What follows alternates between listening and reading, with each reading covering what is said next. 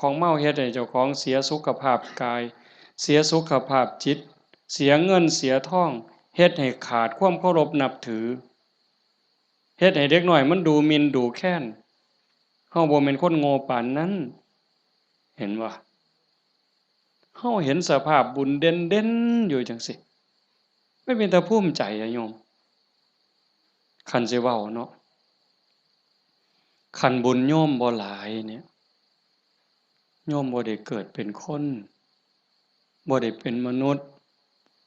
คันบุญบ่หลายพ่อบ่ได้เกิดเป็นคนไทยดอกโยม